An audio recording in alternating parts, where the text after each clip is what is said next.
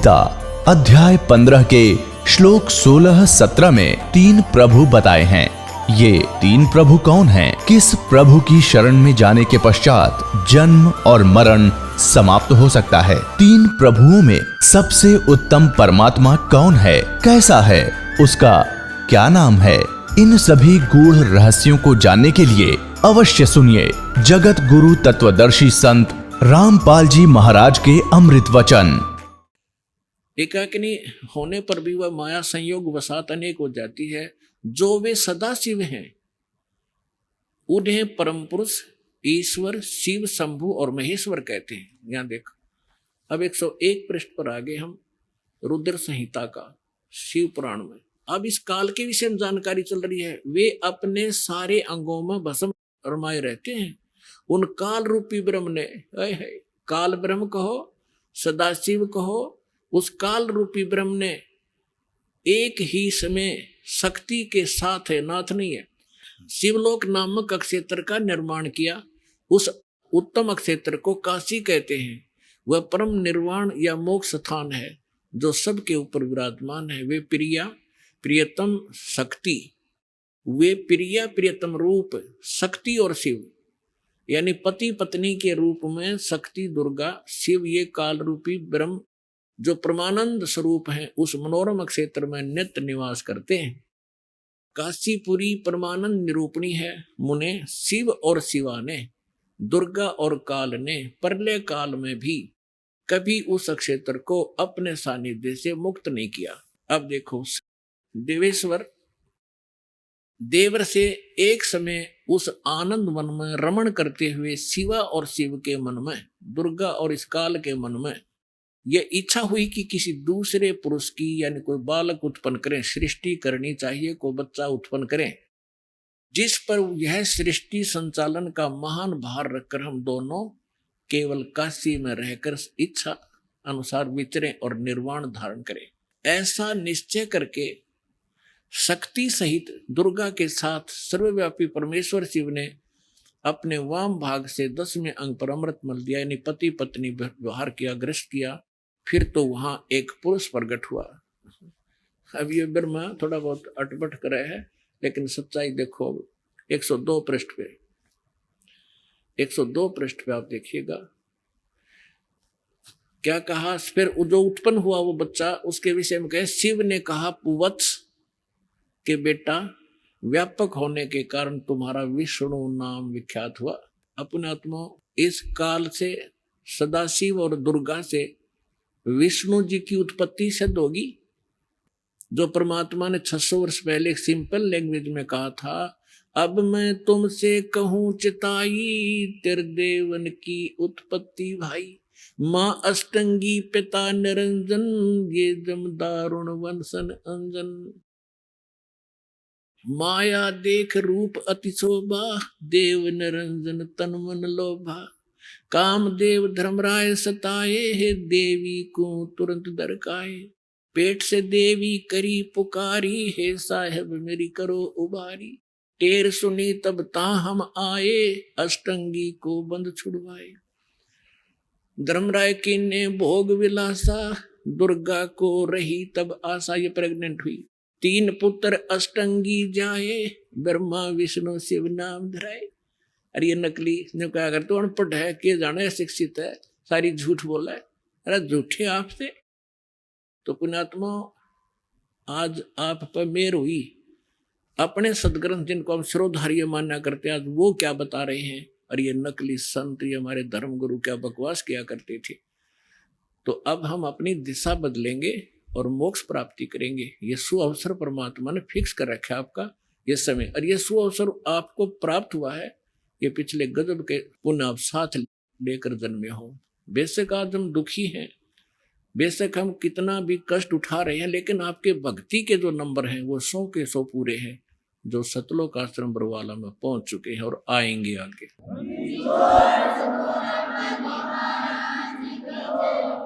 अब यहां आपने देख लिया विष्णु जी की उत्पत्ति तो दुर्गा और काल से होगी।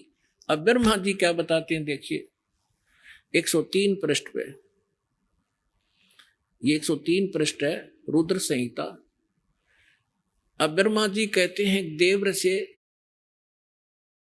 तत्पश्चात कल्याणकारी परमेश्वर शाम सदाशिव ने पूर्ववत प्रयत्न करके, यानी जैसे विष्णु उत्पन्न किया दोनों ने मिलकर संयोग से, अपने दाहिने अंग से उत्पन्न, मुझे भी अपने दाहिने अंग से उत्पन्न किया। मुने उन महेश्वर ने मुझे तुरंत ही अपनी माया से मोहित करके नारायण देव के नाभि कमल में डाल दिया और नीला प्रभु वहां से प्रकट किया। अब देखो यहां से स्पष्ट हो गया, अनुवादकर्ता ने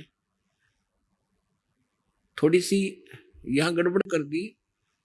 सदाशिव यह शिव का पुजारी था, कोई अनुवाद करता है शिव पुराण का, तो इसने यहां विष्णु जी की उत्पत्ति निर्भय लिख दी और ब्रह्मा जी की उत्पत्ति भी लिख दी हुई सदाशिव और दुर्गा से। उसने ये नहीं पता दुर्गा कौन है, शिवा कौन थी।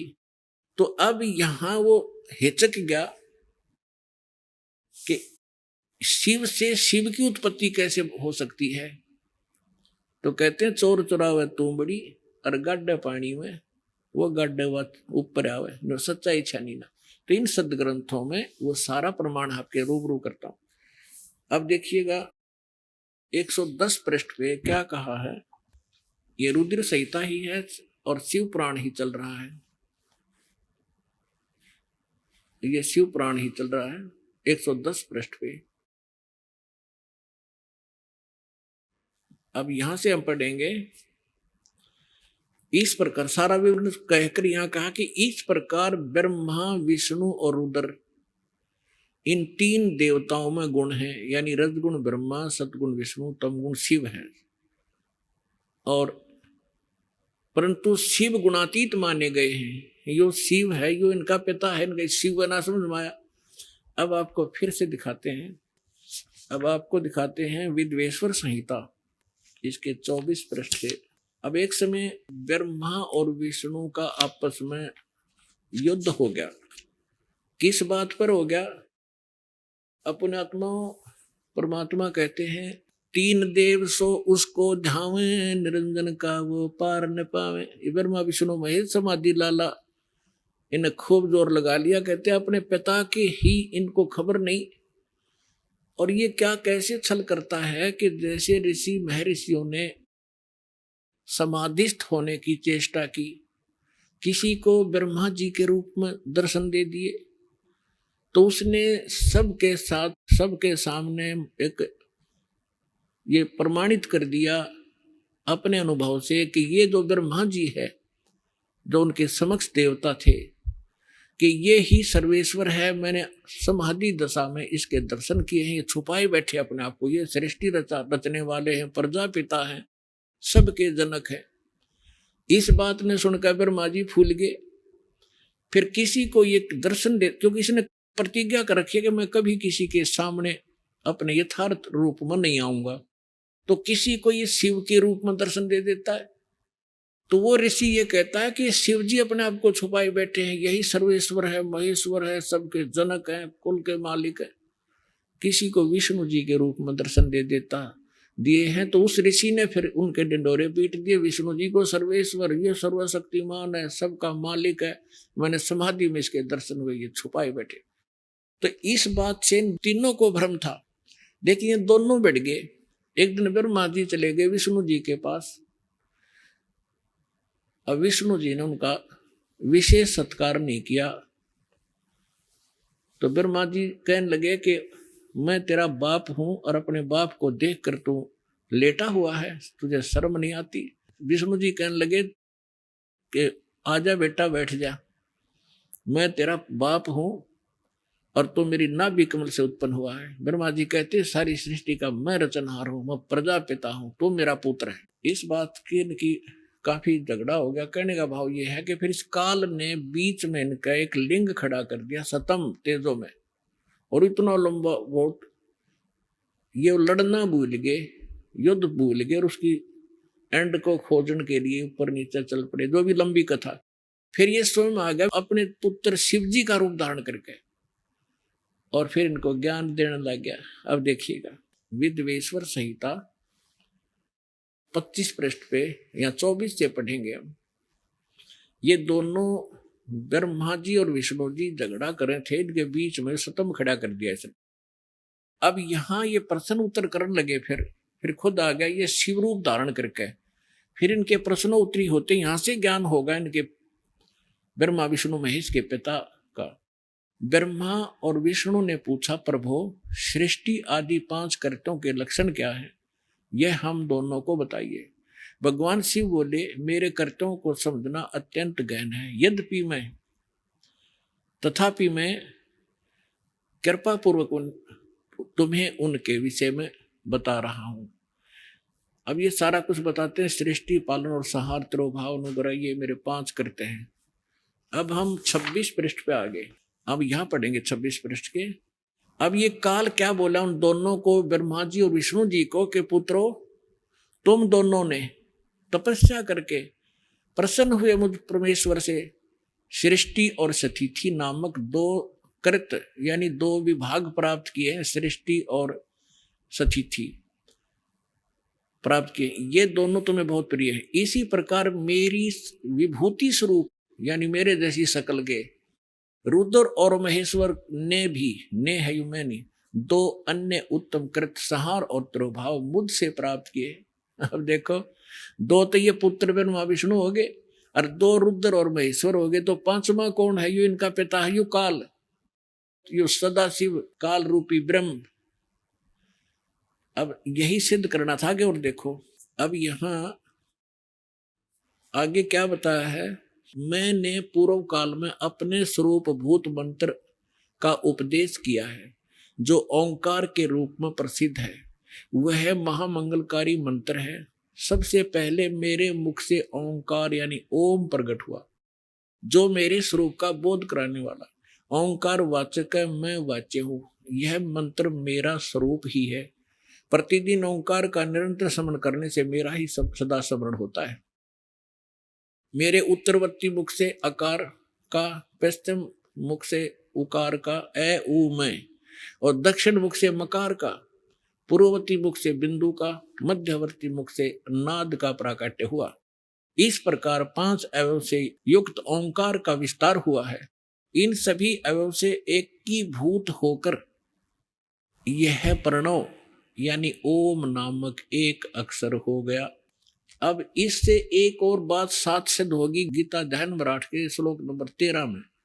यही गीता ज्ञानदाता भी ये काल है, ब्रह्मा विष्णु में इसका पिता है। ये कहता है कि ओम इति एक अक्षरम ब्रह्म विहारण माम अनुसमरण ये प्रियाति तजम देहम सयाति परमाम गतिम। मुझ ब्रह्म का केवल ये एक ओम अक्षर है, और जो इसका अंतिम सांस तक सिमरण करता है, शरीर छोड़कर जाता, इस ओम से मिलने वाली परम गति को प्राप्त होता है। तो ये सिद्ध हो गया कि ये काल जो है ये ब्रह्मा विष्णु महेश का पिता है और दुर्गा इनकी माता है। इतना ही सिद्ध करना। अपने आत्मा जब धर्मदास जी इन सभी तथ्यों को और प्रमाणों को सुनकर परमात्मा को सतलोक में देखकर वापस आकर के उन्होंने कहा कि हे मालिक, हम तो गणे नीच हैं, हम तो महापराधी प्राणी हैं, और आपने कैसे दया करी हमारे ऊपर, फिर से आके संभाल लिया दाता। हमने तो ऐसा जुल्म किया था, हमारी तरफ कोई झांक है नहीं, और आप तो बड़े दयालु हो। आप फिर भी हम दुष्टों के पास आ गए, अरे से गंदे लोक में इसे बढ़िया लोक ने छोड़ के। तो हे परमात्मा, आपका कैसे आना हुआ, और काल ने आपके साथ क्या विरोध नहीं किया, आप कैसे कैसे आए? तो परमात्मा बताने लगे कि सबसे पहले जब मैं आया, यहां हाहाकार मच गया, ये मेरी आत्मा है सारी। अब माता पिता के बालक कोई बिगड़ जाए, वो कितनी गलती कर रहा है, और फिर वो दुख होता है उसको, कहीं जेल में पड़ जाए या कोई और किसी भयंकर स्थिति से गुजर रहा हो, तो माता पिता भी साथ दुखी होते हैं। इसी प्रकार परमात्मा हमारे दुखों को देखकर महा दुखी हुए, और वहां से यहाँ आए हमें ये समझाने के लिए कि तुम गलत स्थान पर आए हो, ये लोग ठीक नहीं, तुम यहाँ के वासी नहीं हो, और जिस सुख को तुम यहाँ खोज रहे हो, संपत्ति और संतान, कार और कोठियों में, स्वर्ग, इस काल के स्वर्ग में, महास्वर्ग में, ये सुख नहीं है यहाँ पर।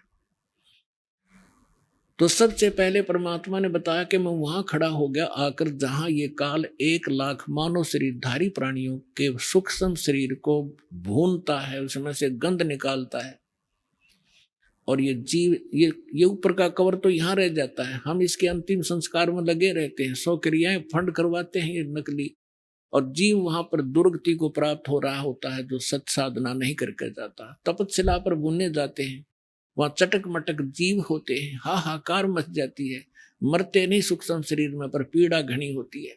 उस दुख को देखकर परमात्मा अपने पुत्र जोगजीत के रूप में, कभी सहजदास के रूप में, कभी ज्ञानी के रूप में आते रहे हैं। तो वहां जोगजीत के रूप में वहां आए और ज्योत निरंजन वहां आकर खड़े हो गए उस तपस्या पर जहां जीव दुखी हो रहे थे। तो परमात्मा की शक्ति से वो तपस्या तो जल रही है लेकिन जीवों को पीड़ा बंद होगी। तो जैसे किसी के सिर में भी दर्द हो तगड़ा तो कोई बोलता भी नहीं, सवाया करे, और जब वो दर्द ठीक हो जाए टेबलेट आदि लेने से फिर बैठ कर बात कराया करे। तो पहले वो पर बुरी तरह तड़फ रहे थे, हाहाकार माज रही थी, जब एकदम शीतल हो गए और ऐसे बैठकर देखा सामने चांद सा चेहरा उस परम पिता का, सुंदर मुखड़ा देखकर वो बड़े खुशी हुए और शीतलता महसूस हुई। तब उन्होंने सोचा ये भगवान आ गया। तो उन्होंने पूछा कि यहाँ ये तो एक दृढ़ कर ही रखा है कि जैसे कर्म करेगा वैसा फल मिलेगा। तो वहां उन्होंने पूछा, क्योंकि वहां ब्राह्मण भी वही भूलने जा रहे थे, गुरु जी भी चेले भी सारे इकट्ठे होने थे। तो उन्होंने पूछा कि हे परमात्मा, हम यहाँ कौन से कर्म का दंड भोग रहे हैं? तब परमेश्वर ने कहा कि ये इस लोक का कर्म नहीं, तुमने सतलोक में पाप कराया था उसका दंड है ये। तुम वहां उस भरी थाली का ठोकर मार के आए थे, उस सुख को छोड़कर आए थे उस इस काल के लोक में, वो दंड तुम भोग रहे हो। तब परमात्मा ने उनको सृष्टि रचना सुनाई, उनके वहां फंसने का कारण बताया। तो सभी जीवों ने कहा, भगवान हम इस गंदे लोक से निकाल लो। परमात्मा ने उनको शिक्षा दी कि जिस संपत्ति को आप अपनी मानते थे वो कहाँ है, क्या लाए साथ उठाकर? तुम्हारे साथ धोखा कर रखा है इस काल ने, तुम मानते नहीं हो। तो तब तो वहां तो सारे फंस रहे थे, हाथ जोड़े ने कह जी अब बता दो, अब ले चलो सतलोक, अपने पीछा छुड़वा दो। परमात्मा बोले ऐसे नहीं, जब तुम जाए धरो जग नर देहा, तब तुम करना मम संत सत शब्द स्नेह। जब तुम नीचे जाकर मनुष्य शरीर प्राप्त हो और मेरा संत कोई ये सत्संग और ये ज्ञान तुम्हें सुना रहा हो, तो मेरी शरण आ जाना, फिर मैं आपको पार करूंगा। ऐसे नहीं। इतनी बातें हो रही थी तभी वो काल आ गया, उसका वो डिनर करने का समय हो गया।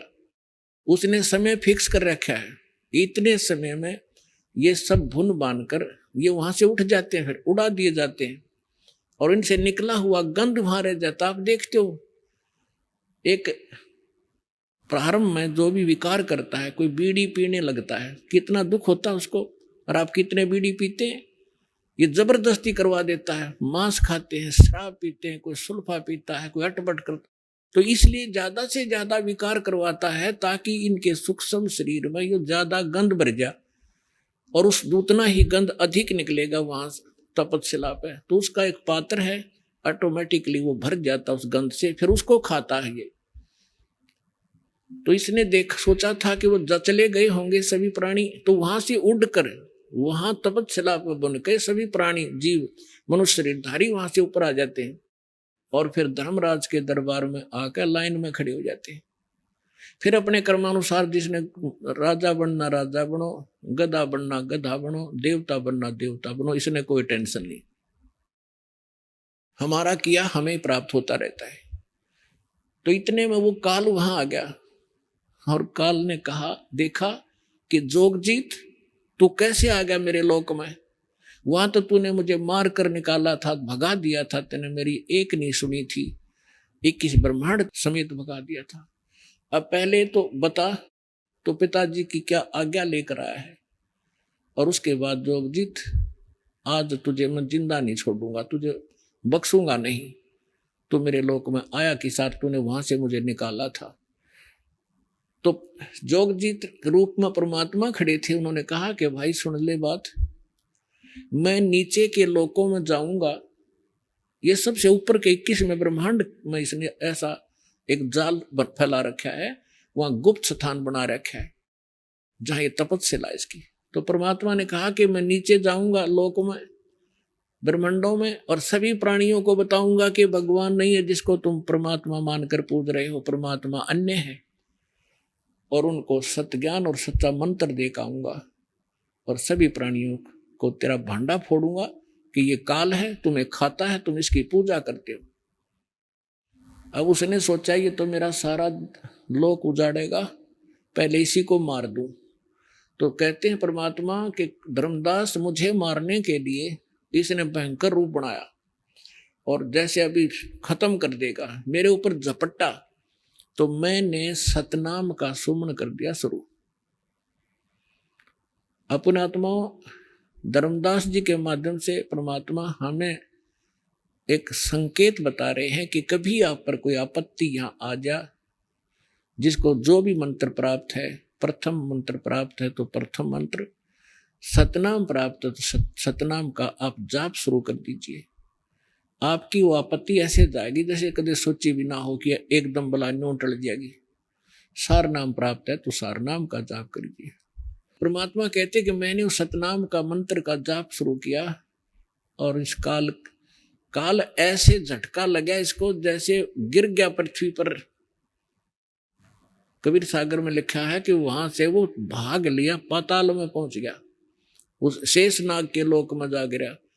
तो कहते मैं साथ साथ गया, इसको वहां से पकड़ के लाया कि चल ऊपर, और वहां आकर ऐसे गिर गया जैसे पक्षी की पंख कट जाती हैं, उड़ा नहीं जाता, तड़फता रहता है, फड़फड़ाता रहता है।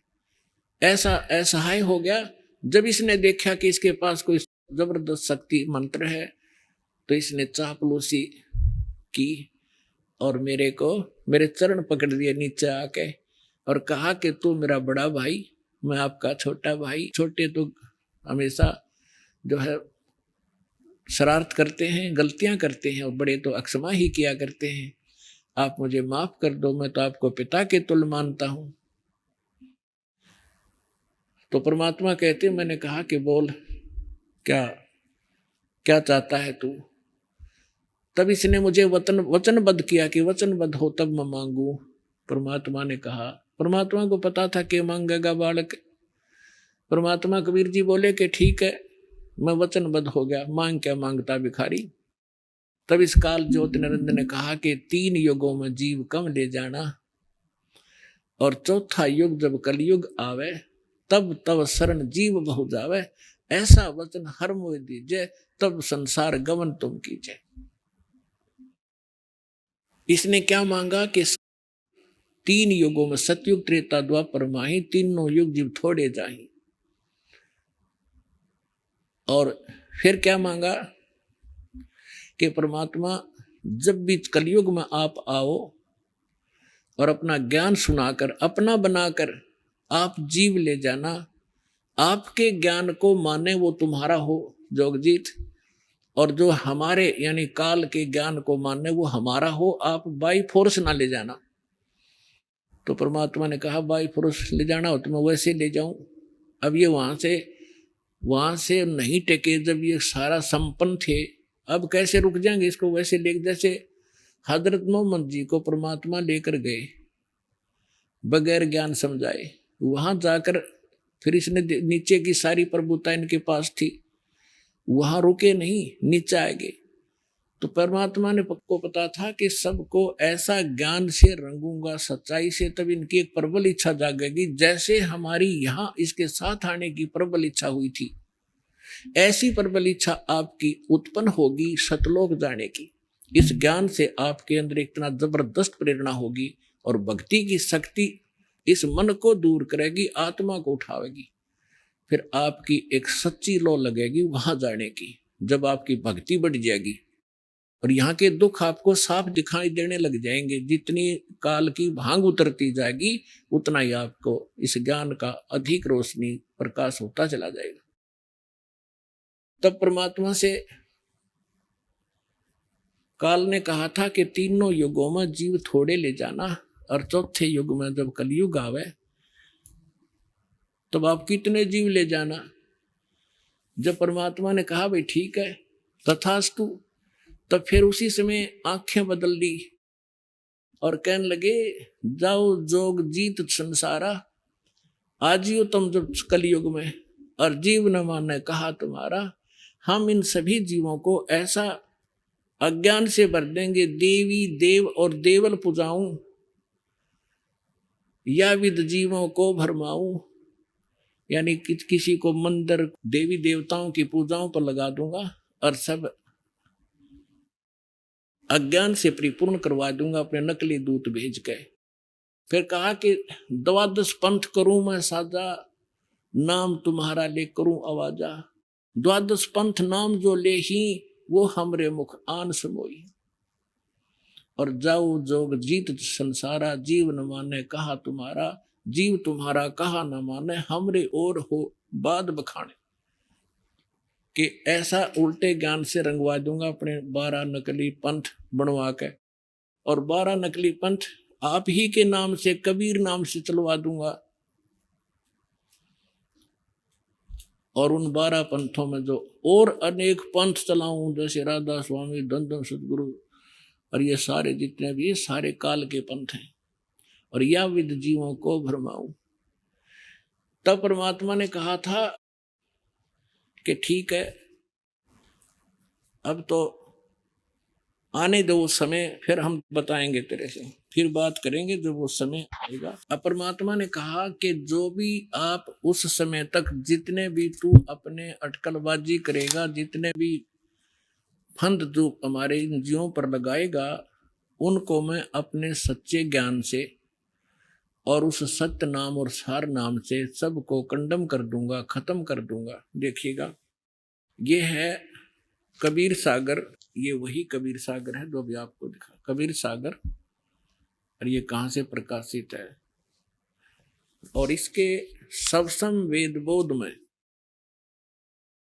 यहां देखिएगा सबसम वेद बोध और बोध सागर, ये खंड है इसका, ये सबसम बोध अध्याय है।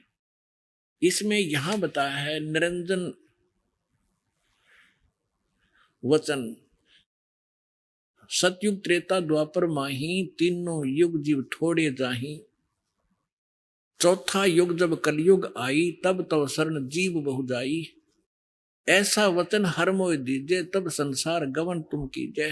अब परमात्मा ने कहा, परमात्मा कबीर जी ने कहा कि अरे काल पर पंच पसारा, तीनों युग जीवन दुख डारा, और बिनती तोर लीन में मानी, तेरी बात मैंने तेरी विनती स्वीकार कर ली, और मोह को ठगे काल अभिमानी, चौथा युग जब कलयुग आई, तब हम अपनो अंश पठाई। कबीर साहब कहते हैं जब चौथा युग आएगा ना कलयुग, तब मैं अपना अंश भेजूंगा, अपना दास भेजूंगा, और काल फंद छूटे नर लोई, सकल सृष्टि परवानी कोई। ओए होए, कहते काल के सब बंधन खत्म कर देंगे सभी नर और नारियों के, और सकल सृष्टि पूरा विश्व परवानिक माने दीक्षित होगा उस संत से। घर घर देखो बोध विचारा, सत्य नाम सब ठोर उचारा, 5500 पाचा, तब ये वचन मेरा होगा साचा। कलयुग बीत जावे जब एता, और सब जीव परम पुरुष पद चेता। अब क्या बताया है परमात्मा ने धर्मदास जी को कि मेरा और इस काल की जब वह वार्ता हुई थी, उस समय मैंने कहा था कि जब कलयुग 5505 बीत जाएगा, परमात्मा ने कहा है कि चौथा युग जब कलयुग आवे, और तब हम अपना वहां अंश पठाएं, तब हम अपना अंश पठाएंगे, और काल फंद छूटे नर लोई, सभी नर नारियों का काल का बंधन छूटेगा, और सकल सृष्टि परवानी कोई, पूरी सृष्टि नाम लेगी उस संत से। और घर घर देखो बोध विचारा, घर घर तत्व ज्ञान का प्रचार होगा, जैसे ज्ञान गंगा पूरे भारतवर्ष में फैल रही है परमात्मा की महिमा लेकर। सत्य नाम सब ठोड़ उचारा, और सत्य नाम सबको प्राप्त होगा। यह सतनाम आज तक किसी को भड़क नहीं लगन दी दाता ने। और पुण्यात्माओं, आपके लिए पिटारा खोलवा दिया दास से। आज वो समय आ गया 5505 वर्ष वाला। घर घर देखो बोध विचारा, सतनाम सब ठोर उचारा। और 5505 तब ये वचन होगा साचा। कलयुग बीत जाए जब एता, सब जीव ओए होए सारे प्राणी परम पुरुष पद चेता। ओए होए परम पुरुष के उस पद यानी उस स्थान के चेता माने जानकार हो जाएंगे। जैसे गीता अध्याय नंबर 15 के श्लोक नंबर 4 में कहा है कि तत्वदर्शी संत की प्राप्ति के उपरांत परमेश्वर के उस परम पद की खोज करनी चाहिए, जहां जाने के बाद साधक लौटकर फिर कभी संसार में नहीं आते।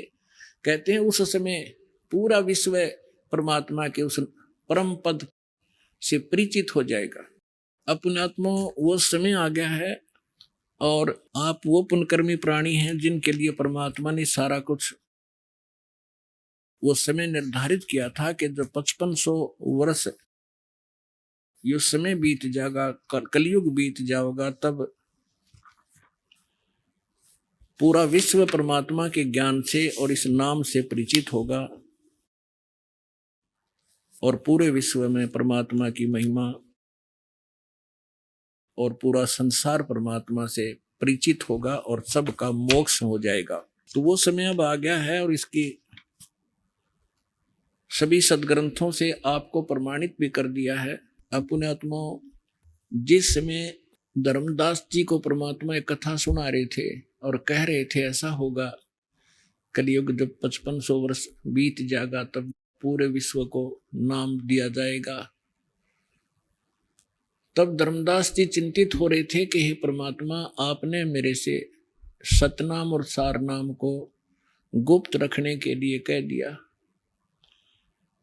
और उधर से आपने मुझे 42 वंश का आशीर्वाद दे दिया कि मेरी 42 पीढ़ी चलेंगी।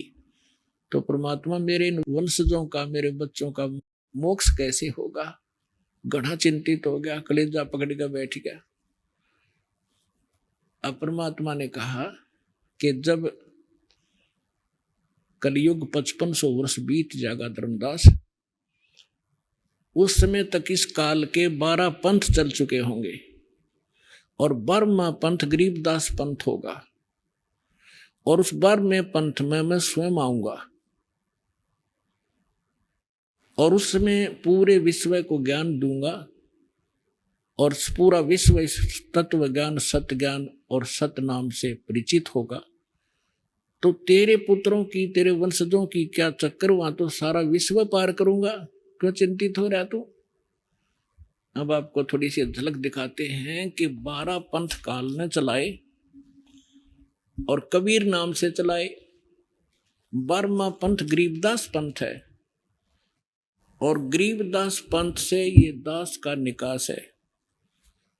12 पंथ चल चुके होंगे तब परमात्मा ने कहा था कि फिर मैं स्वयं ही आऊंगा।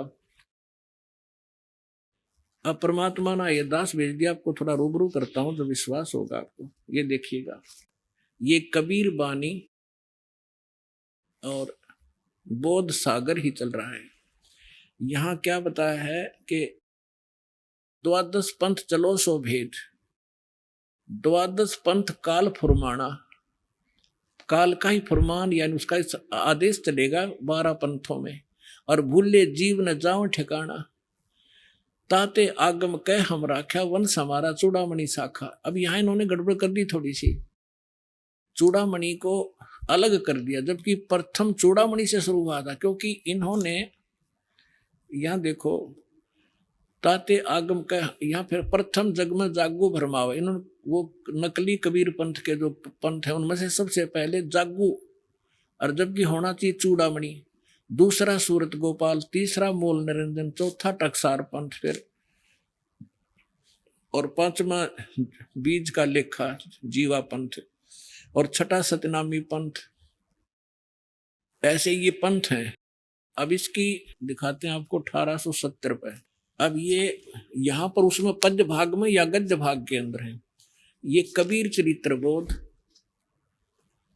और बोध सागर, इसके 1870 पृष्ठ पे क्या लिखा है कि कबीर साहब के पंथों का वृंतांत प्रथम नारायण दास लिख दिया। नारायण दास ने तो कबीर साहब का पंथ स्वीकार नहीं किया था, ये होना चाहिए चूड़ामणि, या गलत कर रखे ना।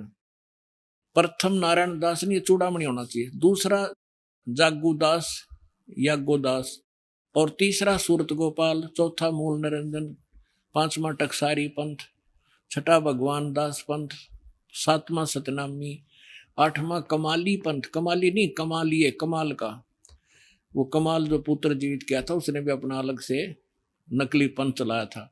और नौवां राम कबीर पंथ, 10वां परम धाम की वाणी, और 11वां जीवा पंथ, और 12वां ये गरीबदास पंथ।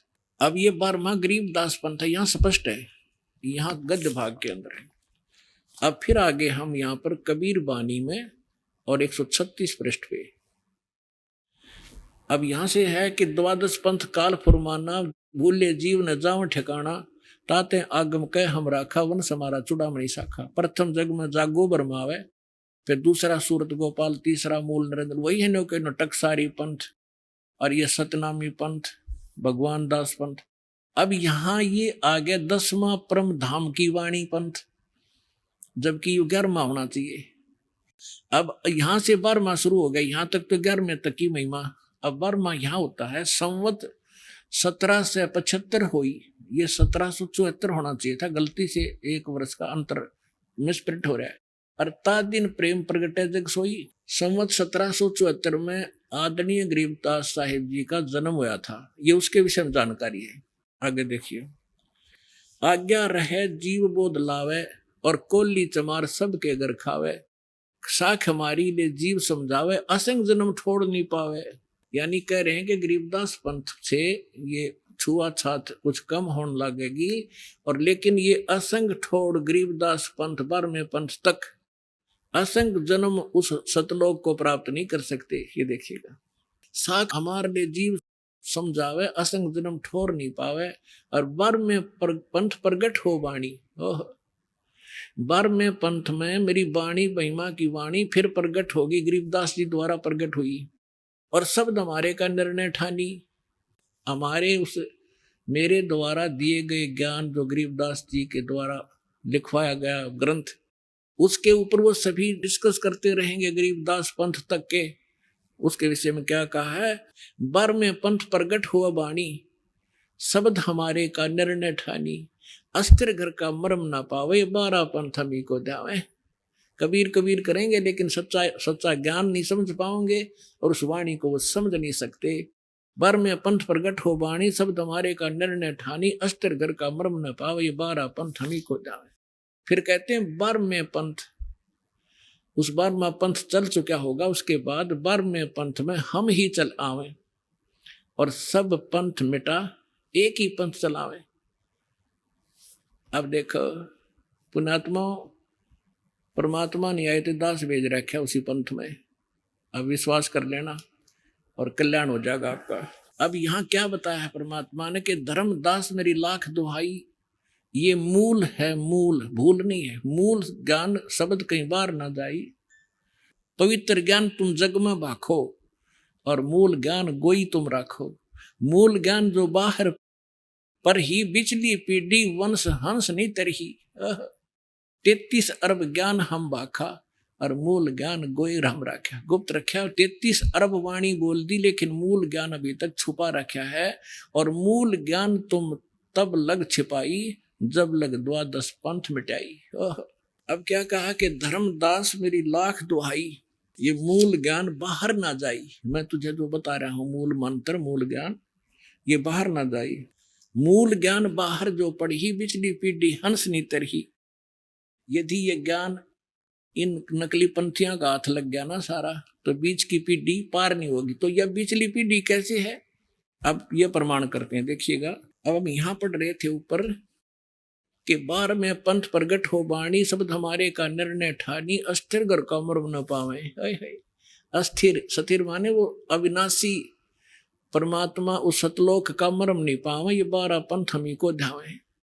12वें पंथ हम ही चल कर आवे, और सब पंथों को मिटा के एक पंथ चलाओ। फिर बताया है प्रथम चरण कलयुग निर्याना, कलयुग का प्रथम चरण कौन सा होगा? तब मगर मांडो मैदाना।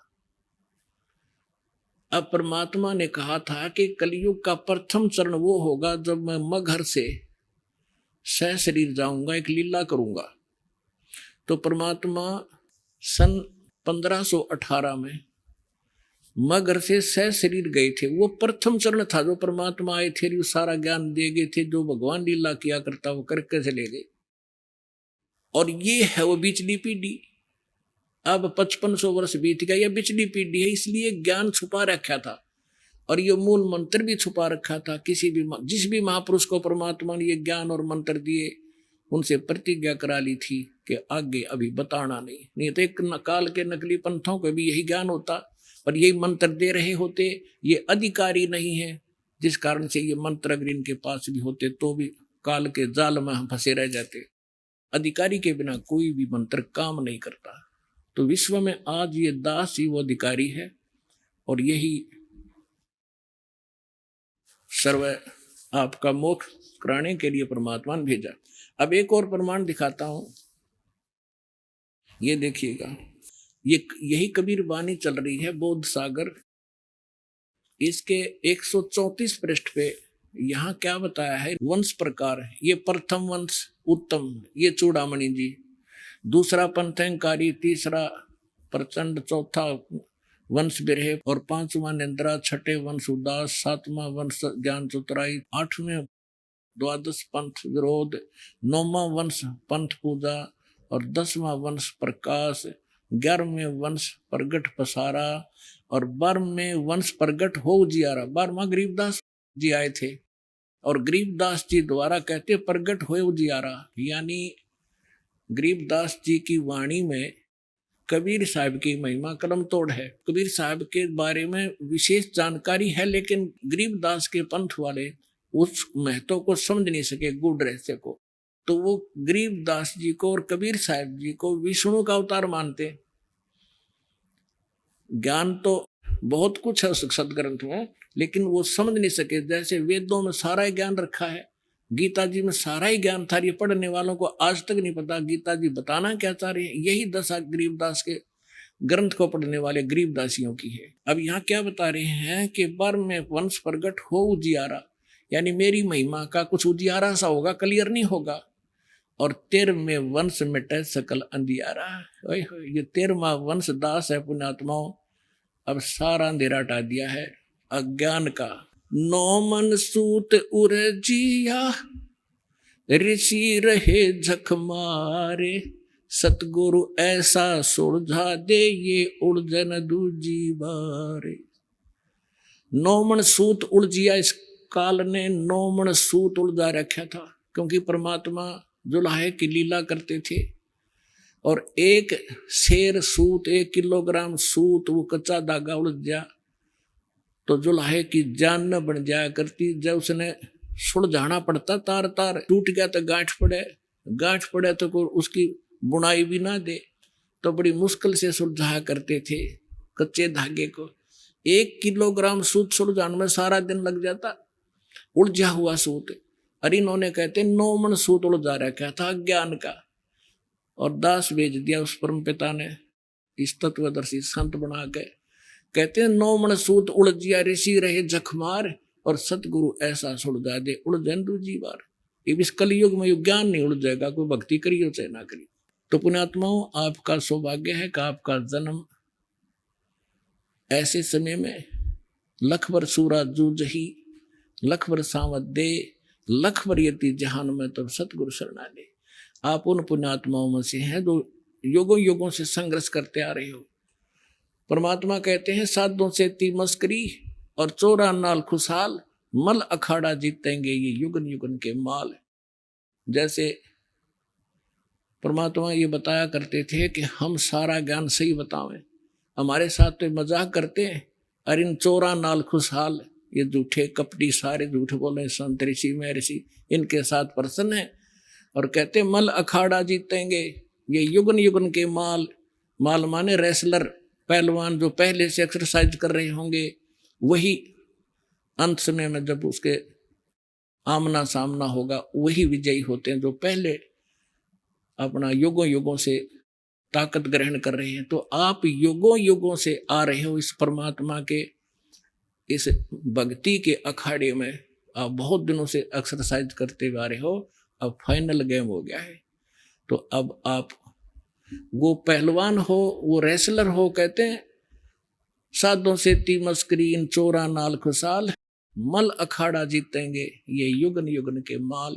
आप वो युगन युगन के माल हो, वो एक्सरसाइज करते आ रहे हो, अब आपका कल्याण होगा। लेकिन इसमें सबसे बड़ी चीज मर्यादा है, और मर्यादा के अंदर हमने आपको पहले बता भी रखा है। नियम दीक्षा देने से पहले भी आपको खूब बताया जाता है, दीक्षा ले तो उसको पूरा करना, तब आपको लाभ होगा। नाम ले जाते हो, संसार के लोक लाज माँ का खंडित कर देते हो परमात्मा की। परमात्मा साथ नहीं देता आपको। जैसे आपने कनेक्शन लिया पावर का, बिजली का, तो बिजली जो काम करेगी वो मैनुअल से हटके होगा।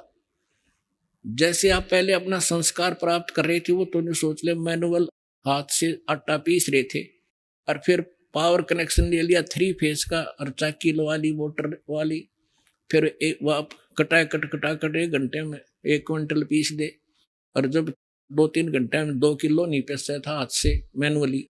तो आपके सारे कार्य जब परमात्मा की पावर से होंगे वो न्यारे दिखेंगे। और कनेक्शन कट गया तो फिर वो हुआ चक्की, फिर चक्की न्यू की न्यू खड़ी रहेगी। तो कनेक्शन बनाकर रखना, परमात्मा का फिर लाभ देखना। जनता देखा करेगी आपके घरों की तरफ कि इनके रोजाना से कैसे बरकत हो रही है, कैसे ये फल फूल रहे हैं। तो परमात्मा वाले ही काम किया करता है। और गरीबदास जी कहते हैं, ये संसार समझदा ना ही कहंदा श्याम दोपहरे नू, गरीबदास जी वक्त जात रोग इस पैरे नू। एक बार ये हाथ से आपके मनुष्य जीवन छूट गया ना, फिर सारा जीवन रोना ही रोना हो जाएगा। तो परमात्मा की शरण में रहना, पूरा विश्वास से लगे रहना। आपके आयु भी ना होगी, वो भी वृद्धि करेगा।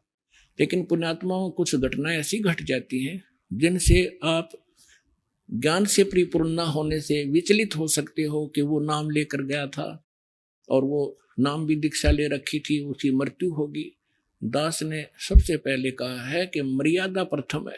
आइए अब हम उन श्रद्धालुओं के अनुभव जानते हैं जो जगत गुरु तत्वदर्शी संत रामपाल जी महाराज जी से दीक्षा प्राप्त कर चुके हैं तथा उनके द्वारा बताए गए भक्ति मार्ग पर चल रहे हैं। सर नमस्कार। नमस्कार जी। क्या नाम है जी आपका? मेरा नाम समय सिंह है जी।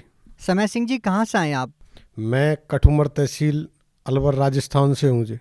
सर, संत रामपाल जी महाराज की शरण में आने से पहले आप क्या भक्ति साधना करते थे? मैं संत रामपाल जी महाराज जी की शरण में आने से पहले हनुमान जी की पूजा करता था जी। गोवर्धन परिक्रमा के लिए भी जाया करता था और व्रत भी करता था मैं हनुमान जी के। तो सर, जो आप पारंपरिक पूजाएं करते आ रहे थे इतने सालों से, तो फिर आप संत रामपाल जी महाराज जी की शरण में क्यों गए? भगत जी, दरअसल क्या है, 2013 की बात है। मैं बेरोजगार घूमता था, मानसिक तनाव में रहता था, जिसकी वजह से मेरे घर में कलेश वगैरह रहते थे। मैंने अपनी पत्नी को ऐसे झगड़े करके मायके भेज दिया था। 4-6 महीने हो गए मैं मानसिक तनाव में रहता था भगत जी। मैं और ये जो झाड़ फूँक वाले उनके पास भी जाता था कि शायद कोई शनिदेव का प्रकोप बताता था। किसी ने बताया मंगलवार के आप व्रत करो, वो भी कर लिया, मगर किसी प्रकार का कोई लाभ नहीं था। मानसिक तनाव की वजह से मैं टीवी पर अक्सर कर भागवत वगैरह के चैनल वगैरह देखता था। सर जी, मैंने क्या है कि मानसिक तनाव की वजह से नशा भी करने लग गया था। मैं गुटखा खाता था, तम्बाकू भी खाता था, अंडा भी खाने लग गया था, गलत लोगों के साथ रहने लग गया था। किसी प्रकार का रोज़गार नहीं था। मैं घर पे ही टाइम पास इधर उधर खेती में करता था। तो फिर क्या है कि मैं टीवी पे साधना चैनल देखने लगा, तो उस पर संत रामपाल जी महाराज जी का सत्संग आता था। तो मैंने एक बार देखा, संत रामपाल जी महाराज जी का शिष्य था, वो अपना इंटरव्यू में बता रहा था, वो गांव में फ्री का कार्य करता था, कप वगैरह बेचता, और उसने संत रामपाल जी महाराज जी से प्रार्थना लगाई तो परमात्मा ने उस पर दया की, उसको गवर्नमेंट जॉब मिल गया, वो लेक्चरर हो गया। तो मेरे भी मन में विचार आया कि शायद यहाँ पर मुझे भी रोज़गार मिल सकता है। मैं रोज़गार के बहाने से ही संत रामपाल जी महाराज जी के पास आने की इच्छा बनी। सर, आपने संत रामपाल जी महाराज जी से नाम दीक्षा कब ली? सर जी, मैंने संत रामपाल जी महाराज जी से नाम दीक्षा 28 फरवरी 2013 में ली थी। सर, संत रामपाल जी महाराज जी के अनुयायियों के बारे में ये कहा जाता है कि वो अंधविश्वास के तहत जुड़े हैं या फिर वो ज़्यादा पढ़े लिखे नहीं हैं। सर, आप उन लोगों के लिए एक माकूल जवाब हैं, आप एक पढ़े लिखे इंसान हैं, तो सर आप उन लोगों को क्या कहना चाहेंगे? देखो जी, ऐसा है, संत रामपाल जी महाराज जी जो ज्ञान देते हैं वो शास्त्रों से अनुकूलित है, शास्त्रों के अनुसार है। अज्ञानता तो जो ये गुरुपद पर बैठे हुए लोग हैं, इन लोगों ने फैलाई है। आज पढ़ा लिखा इंसान भी संत रामपाल जी महाराज जी से नाम दीक्षा लेके सारे शास्त्रों को पढ़ के और तब जाके संत रामपाल जी महाराज जी की शरण में आया है। मैंने संत रामपाल जी महाराज जी की शरण में आने से पहले ज्ञान गंगा पुस्तक पढ़ी थी, फिर उसके बाद संत रामपाल जी महाराज जी का ज्ञान मुझे सबसे उत्तम लगा। सर, जैसा कि आपने बताया कि आपने संत रामपाल जी महाराज जी के ज्ञान को समझा है, आपने ज्ञान गंगा पुस्तक को पढ़ा है। सर, हम आपसे ये जानना चाहेंगे कि ऐसा आपने संत रामपाल जी महाराज जी के ज्ञान में और ज्ञान गंगा पुस्तक में क्या पढ़ा जो अन्य किसी संत ने आपको कभी नहीं बताया? देखो जी, संसार में लोग पेड़ को भगवान मान लेंगे, पत्थर को भगवान मान लेंगे, मगर कबीर साहब को एक संत ही मानते हैं। तब मैंने वो ज्ञान गंगा पुस्तक पढ़ी तो उसमें एक वाणी थी, हम सुल्तानी नानक तारे दादू को उपदेश दिया, जात जुलाया भेद न पाया, काशी माए कबीर हुआ। तो हमको भी थोड़ा अटपटा लगा, भाई ये भगवान कबीर साहब तो संत थे, इनको भगवान कैसे बताएगा। जब देखा गीता में प्रमाण और भी सारे ग्रंथों में बताया, ऋग्वेद में भी कबीर साहब के भगवान होने का प्रमाण बताया, तो आंखों देखा तब जाके विश्वास हुआ कि हाँ, संसार में भूल पड़ी है और जो सत्पुरुष है, जो परम अक्षर ब्रह्म है, वो केवल कबीर साहब जी हैं। सर, आपने कबीर साहब को परमात्मा मानते हुए संत रामपाल जी महाराज जी से नाम दीक्षा ली है, तो सर हम आपसे ये जानना चाहते हैं कि जो पूजाएं साधनाएं हिंदू धर्म में हजारों सालों से चली आ रही है, देव देवताओं की पूजा, मंदिरों में जाना, जल चढ़ाना, क्या वो पूजाएं सारी व्यर्थ थी? क्योंकि कबीर साहब तो इन पूजाओं का खंडन करते हैं। देखो जी, कबीर साहब जी ने आडंबर और पाखंड का खंडन किया है। गीता जी में भी कहा गया है कि जो शास्त्र विधि को त्याग कर मनमाना आचरण करता है उसे किसी प्रकार की सिद्धि सुख प्राप्त नहीं होता। क्या कहीं भी शास्त्रों में नहीं लिखा कि मंदिरों में जाना, जल चढ़ाना, इस तरह की कोई क्रियाएं करना? जो अपने हिंदू धर्म के शास्त्र हैं उनमें कोई प्रमाण नहीं है मंदिरों में जाने से आपको मुक्ति मिलेगी या फिर जल चढ़ाने से मुक्ति मिलेगी, ऐसा कुछ नहीं है। शास्त्रों में तो व्रत के लिए भी मना किया हुआ है गीता। सर, एक और बात हम यहाँ पे आपसे जानना चाहेंगे कि संत रामपाल जी महाराज जी के अनुयायी दावा करते हैं कि उनसे नाम दीक्षा लेने के बाद उनकी कैंसर जैसी भयानक बीमारियां दूर हुई है और अनेकों लाभ उनको हुए हैं। तो क्या संत रामपाल जी महाराज जी से नाम दीक्षा लेने के बाद आपको भी कोई लाभ मिला? जी देखो, सबसे बड़ा लाभ तो ये मिला कि हमको मुक्ति का रास्ता मिल गया भगवान की दया से। और सांसारिक सुख की बात करें तो जिस दिन मैंने संत रामपाल जी महाराज जी की पुस्तक मिली थी उसी दिन से मेरे विचार बदल गए, बुराइयां छूट गईं और जो घर में कलह था वो ख़त्म हो गया। जैसा कि मैंने आपको पहले बताया था कि मैंने अपनी पत्नी को पीट के भगा दिया था, तो ज्ञान गंगा जब पुस्तक पढ़ी तो मुझे पता चला कि मैंने कितना बड़ा दोष किया है और मैं अपने आप में ग्लानि महसूस करने लगा। नाम लेने से पहले ही मेरे घर का कलह समाप्त हो गया, मेरी सोच बदल गई, मैंने नशा छोड़ दिया। नशा एक बहुत बुरी बीमारी है, मैंने भी कई बार पहले छोड़ने की कोशिश की थी मगर छोड़ नहीं पाता था, परेशान भी था इससे, गुटखा वगैरह से। मगर जब मालिक से मैंने नाम लिया तो भगवान सतगुरु रामपाल जी महाराज जी की दया से मेरा ये नशा ख़त्म हो गया। घर का जो कलेश होता था जिससे घर मुझे नरक जैसा महसूस होने लगता था, आज घर भी भगवान की दया से मेरा स्वर्ग जैसा है। कोई संत रामपाल जी महाराज जी की दया से स्वर्ग जैसा है, किसी प्रकार का कोई कलेश नहीं होता है। और एक सबसे बड़ा लाभ जो हुआ भगत जी, मैं क्या बेरोजगार घूमता था, मुझे कोई रोज़गार नहीं मिल रहा था। मैं गवर्नमेंट जॉब में भी कोशिश किया था, मैं डिफेंस में भी जाना चाहता था और मगर कोई नहीं था। तो मुझे लगा शायद सतगुरु रामपाल जी महाराज जी की दीक्षा लेने के बाद मेरे दिन सुधर जाएंगे और मैंने दीक्षा ली। दीक्षा लेने के बाद संत रामपाल जी महाराज जी की दया से आज मुझे गवर्नमेंट जॉब भी राजस्थान सरकार में मिल गया है। और एक दूसरा लाभ मेरा सांसारिक दृष्टि से देखें तो एक बार मेरे क्या है, मैं भर्ती की रेस वेस किया करता था तो मेरे पैरों में एक ठसक बोलते हैं, ठेस बोलते हैं देहाती भाषा में, कील भी बोलते हैं, वो बीमारी हो गई थी जिससे मुझे चलना भी दुर्लभ हो गया था। नंगे पैर में चल भी नहीं सकता था, कांटे से चुभते थे। तो मैंने कई लोकल डॉक्टर को भी दिखाया था, वैसे भी दिखाया था, उनका बोलते थे कोई उपचार नहीं है, वो बुजुर्गों के अक्सर कर हुआ करते थे। मगर मेरे क्या है कि करीब 23 साल की उम्र में ही वो हो गई। मैं सोचता था सारा जीवन कैसे मैं चल पाऊँगा, मुझे तो भर्ती भी देखनी है, कमा के भी खाना है। एक पैर में 4 थी, एक में 3 थी, तो चलना बहुत दुर्लभ हो गया था। मैंने फिर पुराने जो भक्त थे उनसे मैं मिला, उन्होंने बोला संत रामपाल जी महाराज जी से आप प्रार्थना लगाओ, वो लोगों का कैंसर ठीक कर देते हैं, जिसकी आयु समाप्त हो गई उसकी आयु भी बढ़ा देते हैं, तो आपकी तो छोटी सी बात है। जब मैं आश्रम गया, संत रामपाल जी के आशीर्वाद के लिए लाइन में लगा हुआ था, तो गुरु रामपाल जी महाराज जी आए। मैं इतना ही बोल पाया था, गुरु जी मेरे पैरों में, इससे आगे नहीं बोल पाया। गुरु जी ने मेरे सिर पर हाथ रखा और कहा बेटा ठीक हो जाएगा, सेवा कर। तो संत रामपाल जी महाराज जी ने आशीर्वाद दिया और मेरी करीब 15 दिन के अंदर अंदर बीमारी ठीक हो गई। उसके बाद मैंने यूपी पुलिस की 5 किलोमीटर की रेस भी 20 मिनट में की है। आज मैं पूरी तरह से, मेरे पैरों में कोई प्रॉब्लम नहीं है, भगवान की दया से और संत रामपाल जी महाराज जी की दया से आज मैं पूरी तरह स्वस्थ हूँ। और कोई लाभ सर?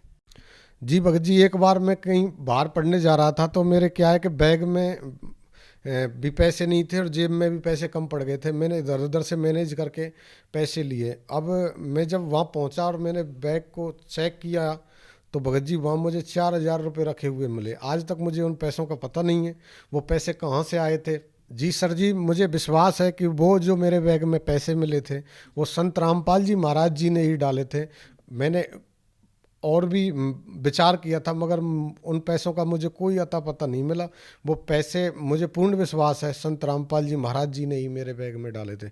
और जीवन में नए दिन, बहुत सारे चमत्कार संत रामपाल जी महाराज जी से नाम लेने के बाद प्रतिदिन होते हैं। सर, जैसा कि आपने बताया कि पहले आप बेरोजगार थे, लेकिन संत रामपाल जी महाराज द्वारा दी गई भक्ति को करने से आपको रोजगार भी मिला। सर, आज की जो युवा पीढ़ी है वो अच्छी शिक्षा प्राप्त करने के बाद भी वो बेरोजगार है या फिर कहीं ना कहीं वो नशे की बुरी लत में फंसे हुए हैं, तो उन युवाओं को आप क्या संदेश देना चाहते हैं, क्या कहना चाहते हैं? देखो जी, हर युवा की एक ही टेंशन होती है कि उसे रोजगार मिल जाए। हर कोई जी तोड़ के मेहनत करता है, मगर हर किसी के नसीब में नहीं है। मेहनत सब लोग करते हैं, मगर हर किसी को गवर्नमेंट जॉब नहीं मिलता। मैं हर युवा से एक रिक्वेस्ट करना चाहूँगा कि युवा मेहनत कर सकता है मगर किस्मत नहीं बदल सकता। और ये भगवान ऐसे हैं, ये संत रामपाल जी महाराज ऐसे हैं, जो आपकी किस्मत में भी नहीं होगा ना, उससे ज़्यादा दे सकते हैं। ये अपने प्रवचनों में बताते हैं संत रामपाल जी महाराज, और वादा करते हैं कि मैं आपको मुक्ति के साथ साथ हर प्रकार का सुख देने का वचन देता हूँ। ये मालिक की वाणी है, और मालिक की वाणी संत रामपाल जी महाराज जी की वाणी है, और संत रामपाल जी महाराज जी की वाणी खाली नहीं जा सकती। तो हर युवा को मैं यही कहना चाहूँगा, हम यही रिक्वेस्ट करेंगे कि जो आज का युवा वर्ग नशे की ग्रस्त में बेरोजगार घूमता है, मानसिक तनाव में रहता है, संत रामपाल जी महाराज आपके जीवन में आने वाली हर प्रकार की समस्या, रोजगार की है, नशा मुक्ति है, आपके घर का कलेश है, मानसिक तनाव है, और भी बहुत सारी जो आपके जीवन में समस्याओं को समाप्त करके आपके जीवन को खुशहाल बनाएंगे। इसके साथ साथ सबसे बड़ा जो लाभ है, आपको इस 84 के चक्कर से निकालेंगे। सर, आज के दिन अगर कोई संत रामपाल जी महाराज जी से नाम दीक्षा लेना चाहता है तो वो उनसे नाम दीक्षा कैसे ले सकता है? जो भी आज संत रामपाल जी महाराज जी से नाम लेना चाहता है, वो मोबाइल पे, यूट्यूब पे या किसी भी बहुत सारे चैनलों पे गुरु जी का सत्संग आता है, संत रामपाल जी का सत्संग आता है, और वहाँ से वो नंबर प्राप्त करके और संत रामपाल जी महाराज जी से नाम दीक्षा ले सकता है। बहुत बहुत धन्यवाद। सत साहिब जी।